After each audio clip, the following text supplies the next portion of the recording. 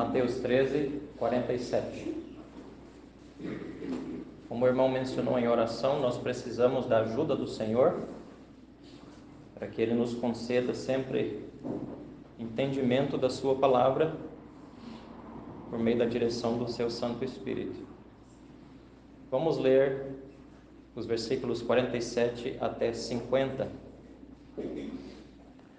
O reino dos céus é ainda semelhante a uma rede que, lançada ao mar, recolhe peixes de toda espécie. E quando já está cheia, os pescadores arrastam-na para a praia e, assentados, escolhem os bons para os cestos e os ruins deitam fora. Assim será na consumação do século. Sairão os anjos e separarão os maus dentre os justos, e os lançarão na fornalha acesa. Ali haverá choro e ranger de dentes. Só para finalizar o contexto, versículos 51 e 52, uma pergunta do Senhor Jesus Cristo para os apóstolos, para os discípulos: entendestes todas essas coisas? Responderam-lhe: sim. Então lhes disse: por isso todo escriba versado no reino dos céus é semelhante a um pai de família que tira do seu depósito coisas novas e coisas velhas.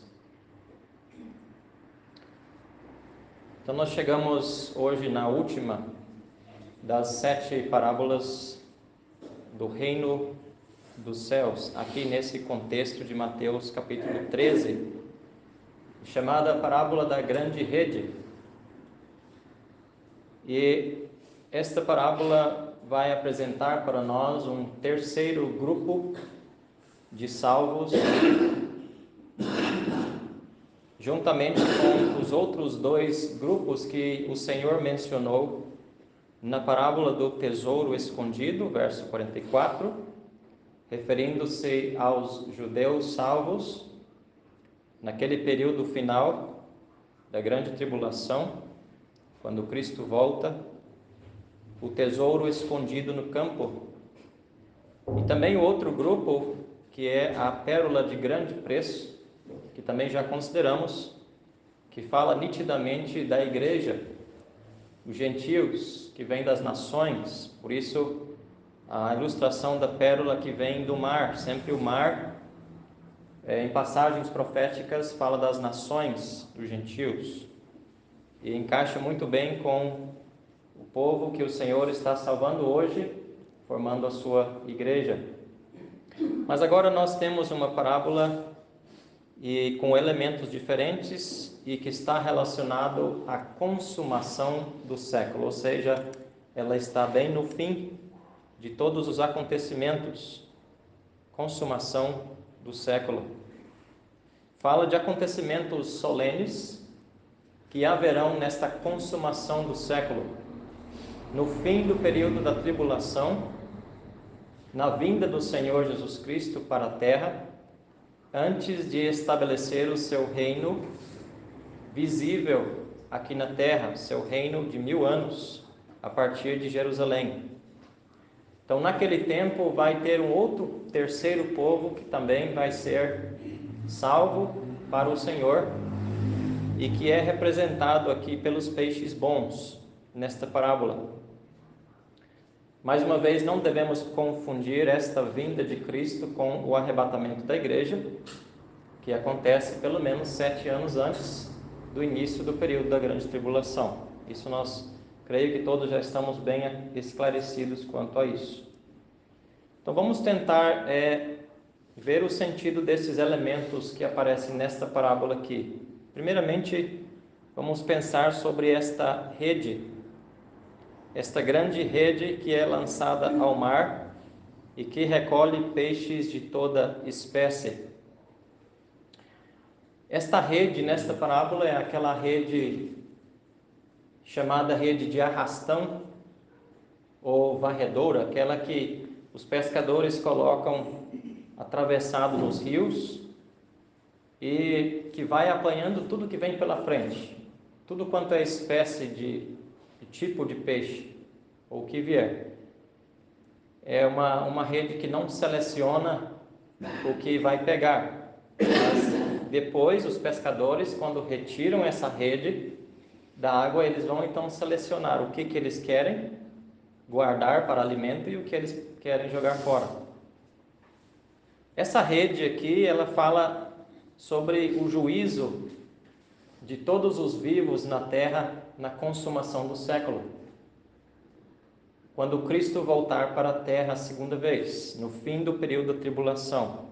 Então esta rede aqui representa esse juízo dos vivos aqui na terra. Nós lembramos que durante o período da tribulação, muitos judeus salvos, visto naquela parábola do tesouro, vão anunciar o evangelho pelo mundo. Inicialmente pelos 144 mil selados, 12 mil judeus de cada tribo do povo de Israel. Então a igreja é arrebatada, esses 144 mil vão se levantar sobre a terra pela direção de Deus, selados por Deus, e eles vão ser os primeiros pregadores do evangelho do reino aqui nesse período da tribulação, juntamente também com as duas testemunhas que aparecem em Apocalipse capítulo 11.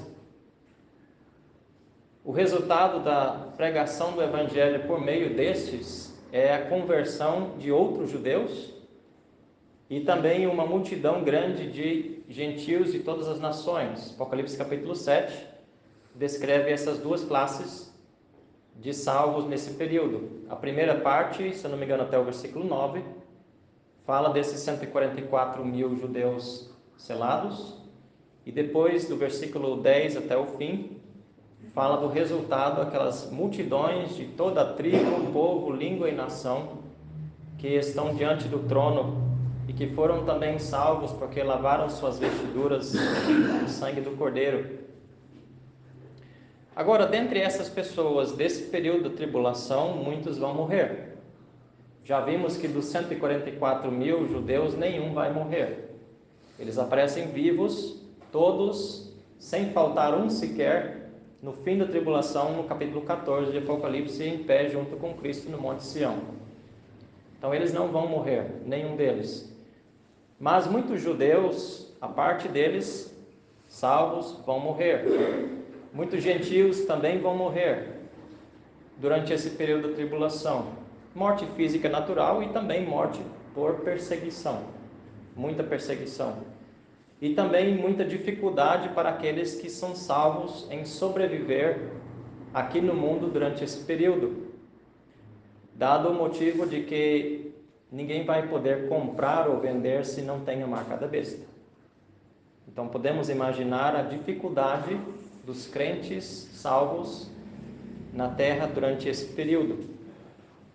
Então essa rede aqui, ela fala sobre os vivos que estão aqui na terra sendo julgados. O juízo desses vivos que sobra aqui na terra durante esse período da tribulação. E como já vimos, o mar, ele sempre fala das nações. Mais uma vez aparece aqui essa rede sendo lançada ao mar. E como sempre, em textos proféticos, o mar fala das nações, gentios. Então, de imediato, nós podemos entender que o que está acontecendo aqui no fim, ou na consumação do século, é o juízo das nações gentias, na vinda de Cristo, ou na volta de Cristo, sendo Ele próprio o juiz. Então, vai haver uma separação entre salvos dentre as nações e não salvos dentre as nações. Vamos ver o que vai acontecer com eles. Quem que vai realizar essa pesca, digamos assim? Quem que vai executar esse juízo? Nós vemos o Senhor Jesus Cristo mesmo falando no versículo 49 que assim será na consumação do século, sairão os anjos e separarão os maus dentre os justos. Então, os pescadores aqui nessa parábola, conforme o próprio Senhor interpretou, representa os anjos do Senhor, os santos anjos que ele vai usar nessa tarefa de separar os salvos, os justos, dos injustos, dos incrédulos, nessa época do fim. Entre aspas, separar os peixes bons dos peixes ruins. Vamos conferir também outros textos que comprovam isto com respeito aos anjos. Mateus 24, 31. Mateus 24, 31. O contexto de Mateus 24 é o contexto do período da tribulação, na sua maior parte. E aqui nos versículos 29 a 31, Cristo relata a sua própria vinda em pessoa para a terra, outra vez. Mais uma vez, não é o arrebatamento, mas a segunda vinda para a terra, logo em seguida a tribulação, esses 7 anos da tribulação. Versículo 29 diz: logo em seguida a tribulação daqueles dias, o sol escurecerá, a lua não dará a sua claridade, as estrelas cairão do firmamento e os poderes do céu serão abalados. Então aparecerá no céu o sinal do Filho do Homem. Todos os povos da terra se lamentarão e verão o Filho do Homem vindo sobre as nuvens do céu com poder e muita glória. Sempre que você lê sobre uma vinda de Cristo com poder e muita glória, refere-se à vinda até a terra, a segunda vinda. Verso 31. E ele enviará os seus anjos, aqui são os pescadores da parábola, com grande clangor de trombeta, os quais reunirão os seus escolhidos dos 4 ventos, de uma a outra extremidade dos céus. Então aqui o Senhor, ele mesmo confirma que ele vai usar os anjos nesse dia em separar os salvos no fim de tribulação dos incrédulos. Verso 40, então 2 estarão no campo, um será tomado e deixado outro. 2 estarão trabalhando no moinho, uma será tomada e deixada a outra. Agora, eu sei que muitos irmãos aplicam, ou melhor, usam esse texto como uma aplicação para o arrebatamento da igreja, e pode ser usado porque vai ser muito parecido com isso também. No dia do arrebatamento, vai ter 2 pessoas trabalhando junto, um vai ser tomado e outro vai ser deixado. Ou como diz outro evangelho, 2 estarão numa cama, um será levado e deixado o outro. Isso também vai acontecer no arrebatamento. Porém, aqui o evento é o contrário, porque os que vão sair da terra é que vão ser lançados na condenação, no lago de fogo. E os que vão ficar são salvos, porque eles vão ficar para o reino de Cristo aqui na terra. Então, embora que é parecido a situação, mas é o inverso que está acontecendo. Os salvos estão ficando no fim da tribulação. E os não salvos estão sendo lançados fora. E os anjos estão fazendo essa seleção na consumação do século. Só para ajudar, quando você está lendo os evangelhos e fala sobre a vinda de Cristo, textos como esse, Mateus 24, Lucas 21, passagens paralelas, são referências especialmente para Israel, não é para a igreja. Então, Cristo não está falando sobre o arrebatamento aqui. O único lugar nos evangelhos que podemos tirar um contexto que fala do arrebatamento da igreja é João, capítulo 14, versículos 1 e 2. Quando o Senhor falou em particular para os discípulos, não se turbe o vosso coração, credes em Deus, crede também em mim. Na casa de meu pai há muitas moradas, se assim não fora, eu vou-lo teria dito. Mas eis que vou preparar-vos lugar, e quando eu for e vos preparar lugar, voltarei, e vos receberei para mim mesmo, para que onde eu estou estejais vós também. Ali é o único lugar nos evangelhos que você pode dizer que está referindo ao evento do arrebatamento da igreja. É uma retirada secreta da igreja da terra, no dia da vinda do Senhor até as nuvens. Fora esse contexto de João capítulo 14, todos os outros contextos dos evangelhos, nos evangelhos, falam sobre a segunda vinda de Cristo para a terra. E é o contexto para os judeus, especialmente para os judeus. Vamos ver um pouquinho mais sobre isso depois no capítulo 25, mas eu só queria também olhar agora, dentro do contexto, dentro do assunto dos anjos, né? É 2 Tessalonicenses capítulo 1, segunda carta de Paulo aos Tessalonicenses e capítulo 1.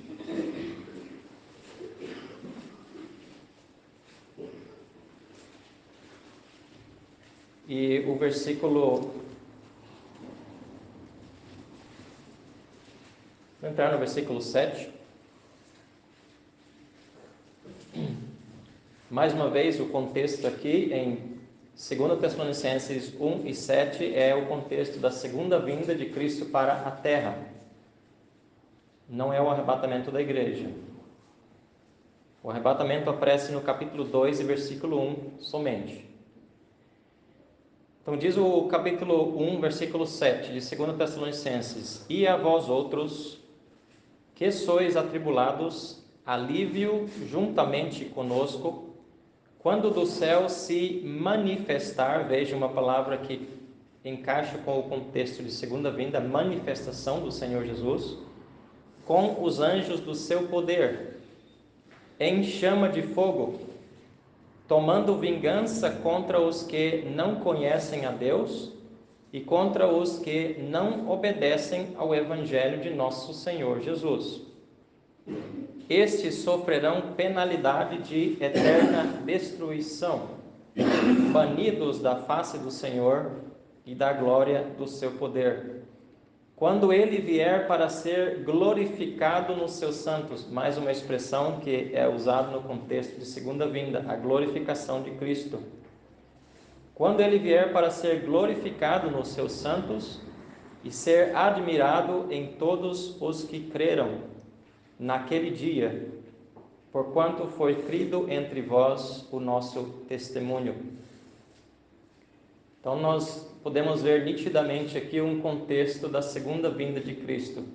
No arrebatamento da igreja, Cristo não vai vir com grande poder e glória, tomando vingança contra os que não conhecem a Deus. Não vai acontecer isso, isso está para a consumação do século.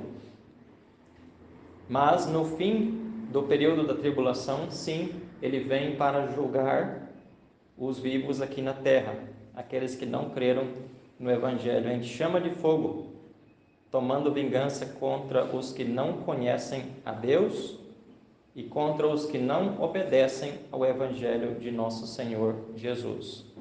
Então vemos aqui os anjos mencionados mais uma vez no versículo 7, com os anjos do seu poder, porque eles que vão fazer esta separação entre os peixes bons e os peixes ruins. Vamos pensar agora quem são os peixes maus ou peixes ruins. Claramente, os peixes maus ou peixes ruins nessa parábola aqui são os habitantes do mundo naquele tempo, depois que a igreja já foi retirada da terra. Para nós entendermos quais são esses peixes maus aqui nessa parábola, nós temos que, mais uma vez, lembrar quem vai estar aqui. Quem vai estar aqui nesse período no fim da tribulação? Então a igreja já foi, a igreja não está mais aqui.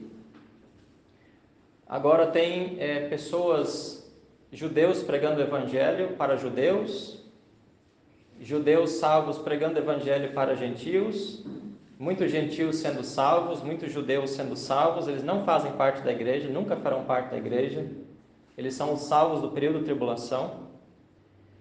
Mas dentre essas pessoas que estão habitando na terra aqui, existem vários tipos de peixes maus, digamos assim, vários tipos de incrédulos. Vamos pensar um pouquinho. Um primeiro grupo de incrédulos que vai estar aqui nesse período final da tribulação são aqueles que, como por exemplo, Cristo mencionou lá na parábola do semeador. Aquela semente que foi lançada à beira do caminho, por exemplo, que não frutificou. Aquela semente que o próprio inimigo retirou do coração das pessoas. Aquela semente que caiu em terra rochosa. São as pessoas hoje que estão ouvindo o Evangelho hoje e que recusaram crer e obedecer o Evangelho. Não creram em Cristo. Então o arrebatamento aconteceu e eles ficaram aqui. Eles estão com o seu destino selados por toda a eternidade. Não tem segunda chance para eles, porque eles já ouviram o Evangelho. Eles já tiveram o dia da graça deles, mas eles recusaram crer na mensagem do Evangelho. Aqueles que são representados ali naqueles 3 primeiros solos, na primeira parábola do semeador, uma ilustração disso.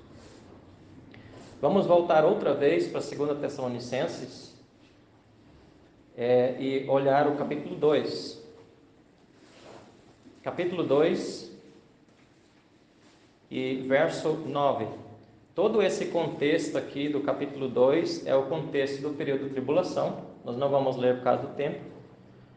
Paulo aqui ele vai falar para aqueles irmãos o que precisa acontecer para que comece o dia do Senhor aqui na terra, dia de juízo aqui na terra, iniciando pelo próprio período da tribulação.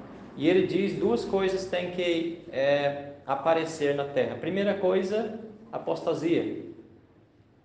E hoje nós podemos olhar muito claramente em nossa volta e dizer que isso já está muito forte no mundo hoje. A apostasia já chegou. Essa rebelião aberta contra Deus, contra os princípios que Deus deixou, isso está muito claro no mundo hoje. Mas tem uma outra coisa que tem que aparecer também, a segunda coisa, a partir do versículo 4, fim do 3, e verso 4, 5, 6, que é a manifestação do anticristo. Isso ainda não aconteceu. Então, o que vai marcar esse início desse período de 7 anos é a manifestação do anticristo. Daniel capítulo 9, versículo 27, por aí. Quando ele sela um acordo de paz entre Israel e seus inimigos, marca o início desses 7 anos, ou seja, volta a contagem da última semana das 70 semanas de Daniel. Mas isso é um assunto muito profundo que nós não vamos entrar em detalhes agora. Mas o que eu quero destacar aqui? Os versículos 9 a 12. Ora, o aparecimento do iníquo é segundo a eficácia de Satanás, com todo o poder e sinais e prodígios da mentira, e com todo o engano de injustiça aos que perecem, porque não acolheram o amor da verdade para serem salvos. É por este motivo, pois, que Deus lhes manda a operação do erro, para darem crédito à mentira, a fim de serem julgados todos quantos não deram crédito à verdade, antes, pelo contrário, deleitaram-se com a injustiça. Então veja que aquelas pessoas que hoje estão ouvindo o Evangelho, hoje, antes do arrebatamento da igreja, e que não creem, eles ouvem, mas não creem, eles vão ficar aqui. E conforme esse texto nos mostra, eles não vão ter uma segunda chance para crer. Eles vão poder ouvir o Evangelho, certamente, mas o próprio Senhor não permitirá que eles creem. Deus mesmo lhes manda a operação do erro para darem crédito à mentira. Eles já perderam, o dia da graça já foi para eles. E todos eles, sem exceção, vão receber a marca da besta, vão adorar a besta e vão dar crédito à mentira. Nenhum deles vai ser salvo, desses que ouviram o Evangelho hoje e recusaram. Esse grupo faz parte desses uma parte, né, desses peixes maus nessa parábola aqui, na consumação do século, quando Cristo volta na segunda vinda e eles estão vivos aqui na terra, eles não foram salvos nem antes do arrebatamento e nem depois, eles continuam agora na sua incredulidade e eles têm a marca da besta na sua mão direita ou na sua fronte e eles estão com o destino selados para a perdição. Então esse é um dos grupos dos incrédulos que estará aqui no mundo e que faz parte desses peixes maus aqui. Outro grupo também que nós podemos lembrar é o joio da segunda parábola. Quem que representa o joio? O joio representa pessoas que são crentes professos. Parece trigo, mas não é trigo. Estão por aí no meio das igrejas, se denominam evangélicos, crentes em Cristo, e quem sabe até fazem milagres, esperem demônios, como Cristo falou em Mateus capítulo 7, em nome do Senhor Jesus. Mas o arrebatamento acontece e eles ficam para trás também, porque eles nunca nasceram de novo, nunca foram salvos. É o joio, segunda parábola que nós temos estudado em Mateus 13. Esse grupo também, igualmente o primeiro grupo que rejeitou o Evangelho abertamente, não terá segunda chance para crer em Cristo, porque eles tiveram até mais oportunidade que o primeiro grupo. Eles viviam junto daqueles salvos, ouvindo a palavra de Deus continuamente onde eles estavam congregando, seja onde for, mas eles nunca foram salvos. E eles também têm o seu destino selado para sempre. E ainda tem um terceiro grupo que temos que lembrar que vai estar também vivo, faz parte também desses peixes maus no fim do período de tribulação. Além daqueles que ouviram antes do arrebatamento da igreja e não foram salvos, aqueles que estavam no meio dos salvos e que se diziam crentes, mas eram apenas professos e que também ficaram para trás. Ainda tem um outro grupo que nunca ouviu o Evangelho antes do arrebatamento da igreja, mas que vão ouvir durante os 7 anos da tribulação, como já mencionamos, pregado pelos 144.000 judeus, pelas 2 testemunhas também, e pelos próprios gentios salvos. Então eles vão ouvir o Evangelho pela primeira vez depois do arrebatamento da igreja. Alguém pode perguntar, mas será que tem alguém no mundo hoje que nunca ouviu o Evangelho? Tem muita gente. Tem muita gente, tem muitos países que nunca ouviram o verdadeiro Evangelho. Mas durante o período de tribulação eles vão ouvir. A Bíblia diz em Mateus 24 que o Evangelho vai ser anunciado por todo mundo. Todo mundo vai ouvir o Evangelho nesse período. Quem sabe, talvez, os meios de comunicação que tem modernos hoje vai facilitar isso. Pode ser. Agora, essas pessoas que vão ouvir o Evangelho, eles precisam crer para serem salvos como nós. Eles são salvos da tribulação. Mas e os outros que não creem? Que não são salvos? Que vão ouvir o Evangelho durante esse período? Vão rejeitar a mensagem? Vão aceitar também a marca da besta? E vão crer na mentira? Eles também fazem parte desse grupo dos peixes maus, no fim da tribulação. E agora eles rejeitaram o Evangelho, eles vão estar alinhados com os outros incrédulos e inimigos de Israel. E quando o Senhor Jesus Cristo então vem, Ele vai julgar essas nações vivas aqui na terra e Ele vai separar os salvos desses não salvos, os peixes bons dos peixes ruins. Esses peixes maus, nessa parábola aqui, eles também são chamados por Cristo em Mateus capítulo 25 de cabritos. Vamos olhar rapidinho em Mateus 25, 31. onde temos duas classes aqui sendo separadas e que são o mesmo contexto desta parábola da grande rede. Mateus 25. Nós não vamos olhar as duas classes nesse momento, mas vamos olhar a classe que ficou do lado esquerdo do rei, que foi apartado para o fogo eterno. Versículo 31. Quando vier o Filho do Homem na sua majestade, segunda vinda, e todos os anjos com ele, veja mais uma vez os anjos aqui, que vão realizar esta separação, então se assentará no trono de sua glória, e todas as nações serão reunidas em sua presença. E ele separará uns dos outros, como o pastor separa dos cabritos as ovelhas. Agora, no versículo 33, são as ovelhas. Nós vamos ver agora, finalizando, os salvos, representa os salvos. Mas agora vamos olhar dentro do contexto dos peixes maus aqui, o versículo 41. Então o rei dirá também aos que estiverem à sua esquerda: apartai-vos de mim, malditos, para o fogo eterno, preparado para o diabo e seus anjos. Porque tive fome e não me deste de comer, tive sede e não me deste de beber, sendo forasteiro não me hospedastes, estando nu não me vestistes, achando-me enfermo e preso não fostes ver-me.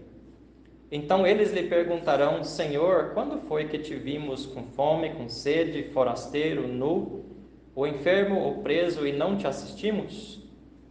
Então lhes responderá: em verdade vos digo que sempre que o deixastes de fazer a um destes mais pequeninos, podemos ver ele apontando para o lado direito, a mim o deixaste de fazer.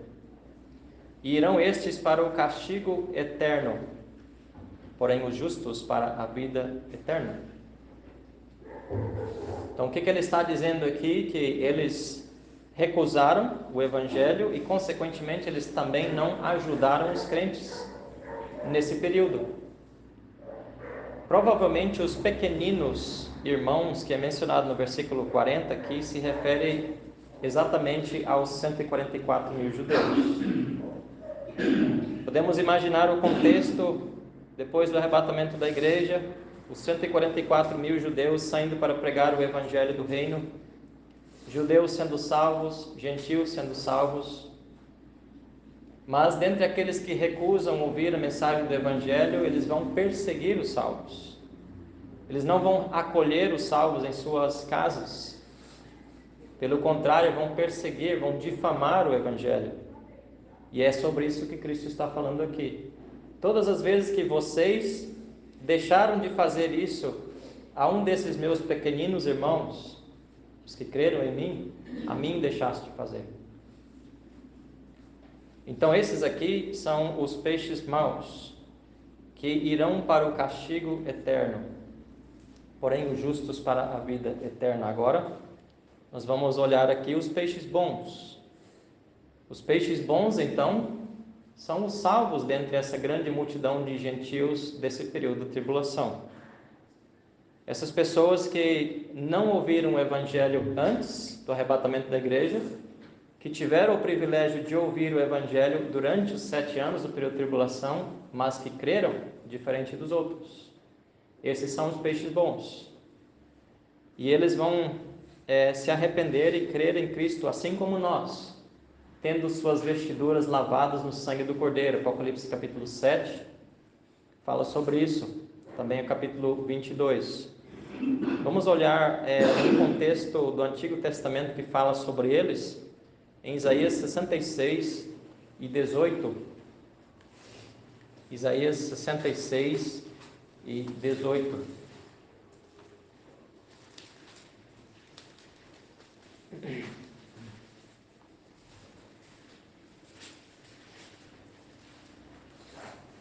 Interessante que mesmo muitos séculos atrás,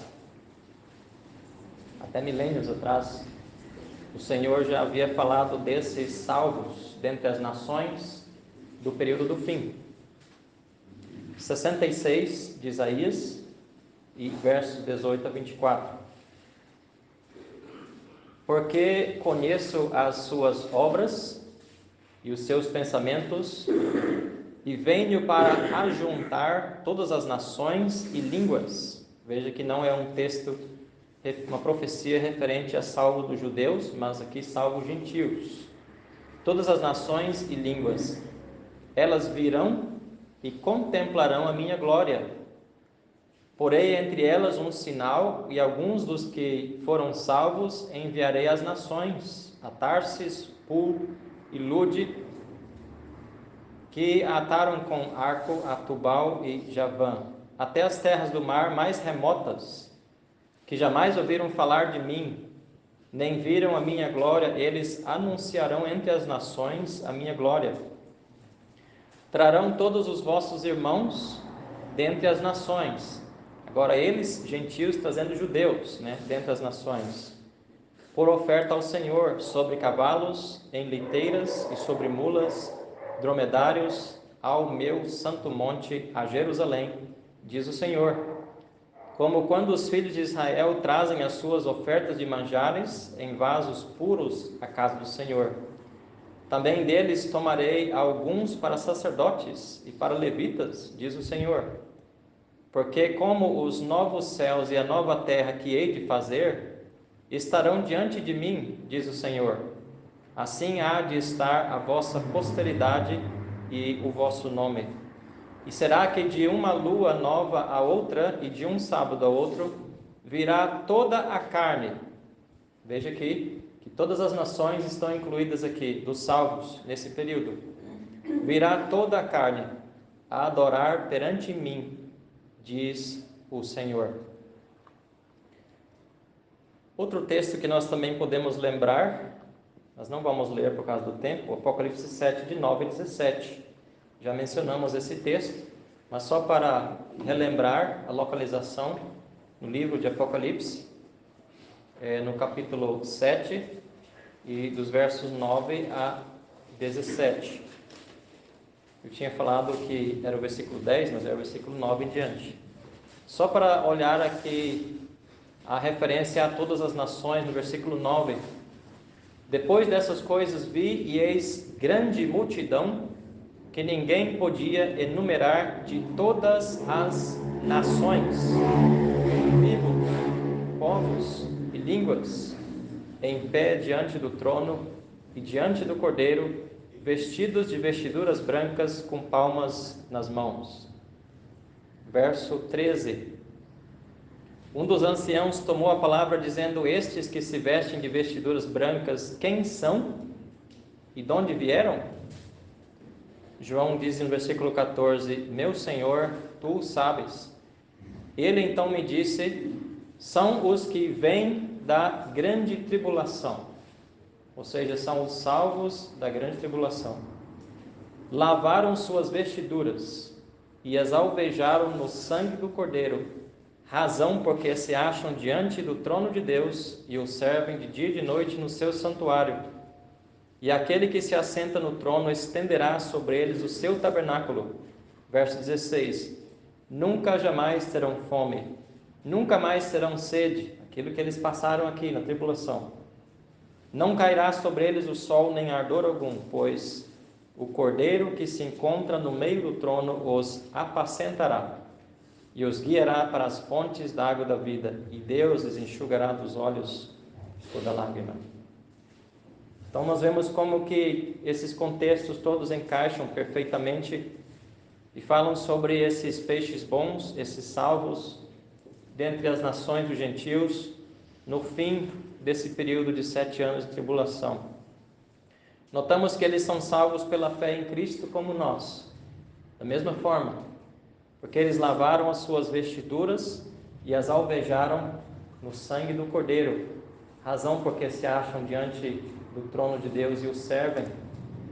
Voltando para Mateus 25, eles são representados nesta parábola as ovelhas. Mateus 25, que são os benditos para o reino de meu Pai, para o reino de Cristo, Mateus 25, no versículo 33. Porá as ovelhas à sua direita, mas os cabritos à esquerda. Então dirá o rei aos que estiverem à sua direita: vinde, benditos de meu Pai, entrai na posse do reino, que vos está preparado desde a fundação do mundo. Porque tive fome e me deste de comer. Eles acolheram os pequeninos irmãos. Tive sede e me deste de beber. Era forasteiro e me hospedastes. Estava nu e me vestistes. Enfermo e me visitastes. Preso e fostes ver-me. Então perguntarão os justos, isso é os salvos: Senhor, quando foi que te vimos com fome e te demos de comer? Ou com sede e te demos de beber? Ou te vimos forasteiro e te hospedamos? Ou nu e te vestimos? Quando te vimos enfermo ou preso e te fomos visitar? O rei respondendo lhes dirá: em verdade vos afirmo que sempre que o fizeste a um destes meus pequeninos irmãos, a mim o fizeste. Esses são os benditos de meu Pai, que entrarão na posse do reino. Eles vão reinar junto com Cristo durante o milênio aqui na terra. Então, assim, essa parábola ela revela esse terceiro povo sendo salvo, dentre esses gentios, e entrando no reino dos céus, depois do tempo da igreja aqui na terra. E também revela a grande vitória, do reino dos céus, que será completa.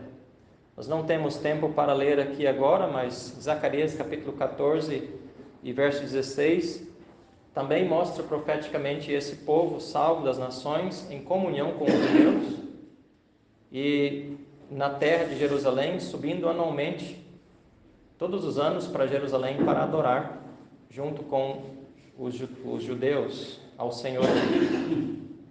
Também lembramos que lá em Apocalipse capítulo 21, nos primeiros 4 versículos, já no estado eterno, João fala ou descreve os povos dos salvos, mostrando que serão vários povos de salvos que estarão habitando juntos na nova terra e na capital, a Nova Jerusalém, aqui nessa nova terra.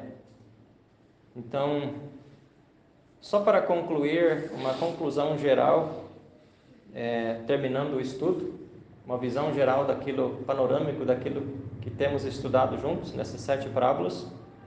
No fim dessas 7 parábolas, o Senhor lhe perguntou ao seu discípulo se eles entenderam essas coisas.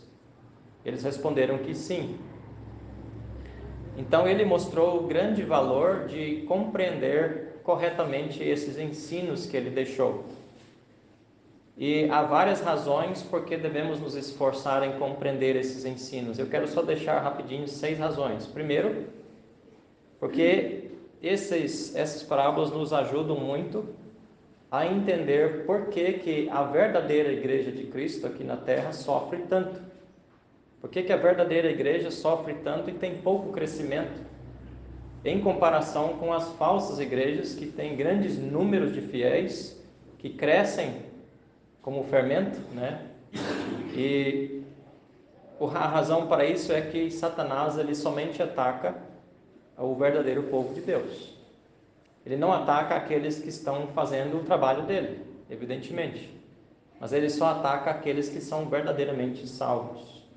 Por isso que existe tanto sofrimento e tanta dificuldade e tão pouco crescimento na verdadeira igreja de Cristo na terra hoje, representada pelas igrejas locais espalhadas pelo mundo.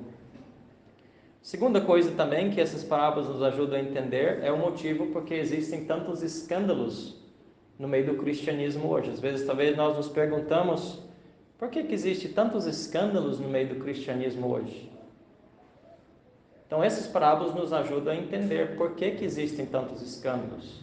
Porque esses escândalos, eles vêm no cristianismo pelo joio que está ali, plantado, que estão trabalhando, na verdade, em prol de Satanás. Então, eles estão enganando as pessoas pelo poder de Satanás. E nós vemos como que a astúcia de Satanás é muito grande. Essas parábolas nos ensinam a perceber isso, a termos os olhos abertos para o quanto o inimigo está enganando as pessoas hoje.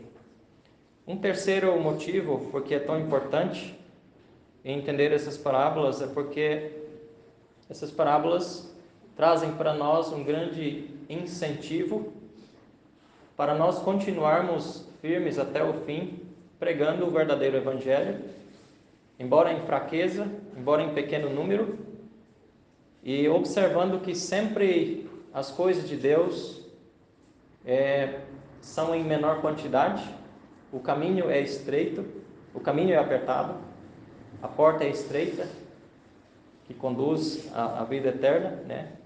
E o verdadeiro reino é pequeno, em contraste com a falsidade, que é grande. Nós vimos isso em todo o mistério da iniquidade se espalhando pelo reino dos céus nas outras parábolas, chegando até o quarto, quando o fermento leveda toda a massa. Então o verdadeiro reino é pequeno e a falsidade é grande. E uma quarta verdade também que nós aprendemos disso é que nós vemos como que Deus ele tolera esse mistério da iniquidade no meio do seu reino até o tempo do fim, até a consumação do século, para no fim revelar o seu grande poder em estabelecer o seu reino eterno aqui no mundo e acabar com todos aqueles que praticam a iniquidade. Outra coisa é que nós vemos, como na quarta parábola, nós vemos hoje o fermento espalhando por toda a massa em grande quantidade e atacando a pessoa e a obra de Cristo, colocando ensinos de homens, anulando a cruz de Cristo e a doutrina dos apóstolos. Isso é uma prova evidente de que a consumação do século está muito perto, muito perto. E se a consumação do século, que é representado pela segunda vinda de Cristo para a Terra, está muito perto, então isso quer dizer que o arrebatamento está mais perto ainda. Então isso nos ajuda muito a entender essas coisas. E finalmente, mais para os jovens, os jovens principalmente devem observar que em contraste com o grande contraste, melhor dizer, né, que tem entre a grande árvore e a pequena pérola.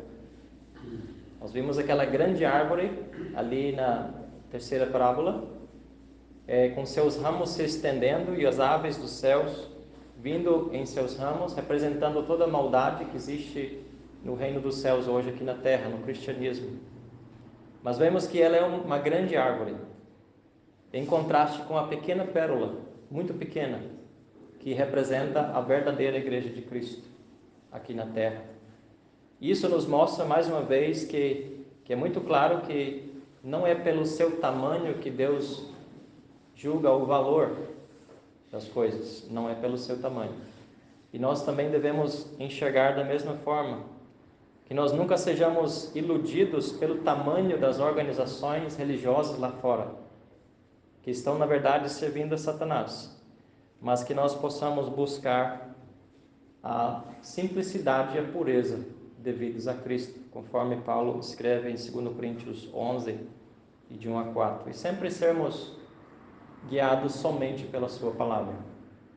Em terminar esse estudo, eu queria ler o verso de um hino que nós cantamos de vez em quando, que foi escrito por Martim Lutero, 328, e a estrofe que diz: que Deus a luta vencerá, sabemos com certeza, e nada nos assustará com Cristo por defesa. Se temos de perder os filhos, bens, mulher, embora a vida vá, por nós Jesus está, e dar-nos-á seu reino. Que o Senhor abençoe ricamente em nossos corações a sua santa palavra.